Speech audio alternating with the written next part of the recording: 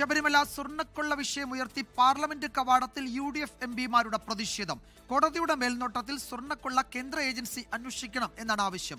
അതേസമയം പ്രധാനമന്ത്രിക്കെതിരെ മുദ്രാവാക്യങ്ങൾ ഉയർത്തിയതിൽ കോൺഗ്രസ് നേതാക്കൾ മാപ്പ് പറയണമെന്നാവശ്യപ്പെട്ടുള്ള ഭരണപക്ഷ പ്രതിഷേധത്തിൽ പാർലമെന്റിന്റെ ഇരുസഭകളും തടസ്സപ്പെട്ടു. ദേശീയ തൊഴിലുറപ്പ് പദ്ധതി ഭേദഗതി ചെയ്യുന്ന ബിൽ നാളെ പാർലമെന്റിൽ അവതരിപ്പിച്ചേക്കും.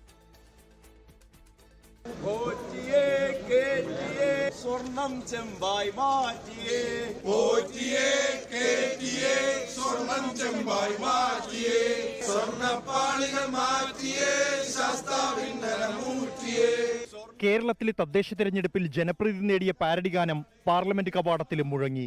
പത്തനംതിട്ട MP ആന്റോ ആന്റണിയുടെ നേതൃത്വത്തിലാണ് ഇരുസഭകളിലെയും UDF MPമാർ പാർലമെന്റ് കവാടത്തിൽ പ്രതിഷേധിച്ചത്. തദ്ദേശ തെരഞ്ഞെടുപ്പിന് പിന്നാലെ ശബരിമല സ്വർണ്ണക്കൊള്ള ദേശീയതലത്തിൽ പ്രചരണമാക്കാനാണ് UDF തീരുമാനം. നേരത്തെ MPമാരായ KC വേണുഗോപാലും ഹൈബി ഈഡനും ലോക്സഭയിലെ ശൂന്യവേളയിൽ വിഷയം ഉന്നയിച്ചിരുന്നു. അതേസമയം കഴിഞ്ഞ ദിവസം കോൺഗ്രസ് സംഘടിപ്പിച്ച റാലിയിൽ പ്രധാനമന്ത്രിക്കെതിരായ വിവാദ മുദ്രാവാക്യത്തിൽ കോൺഗ്രസ് നേതാക്കൾ മാപ്പ് പറയണമെന്നാവശ്യപ്പെട്ടുള്ള ഭരണപക്ഷ പ്രതിഷേധത്തിൽ ലോക്സഭയും രാജ്യസഭയും തടസ്സപ്പെട്ടു. सदस्यगण, शून्यकाल बहुत महत्वपूर्ण है. शून्यकाल को चलने दीजिए प्लीज.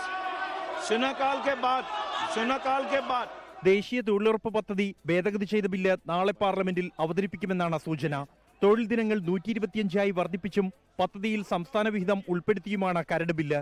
ലോക്സഭയിൽ BJP MPമാർക്ക് വെള്ളിയാഴ്ച വരെ വിപ്പ് നൽകിയിട്ടുണ്ട്. 24 ഡൽഹി. ലോകത്തെവിടെയായാലും ഏത് സമയത്തും 24 വാർത്തകളും ഓഗ്മെന്റഡ് റിയാലിറ്റി പാക്കേജുകളും എക്സ്പ്ലെയിനറുകളും വിശദമായി കാണാൻ ഞങ്ങളുടെ YouTube ചാനൽ നിങ്ങൾക്ക് സബ്സ്ക്രൈബ് ചെയ്യാം.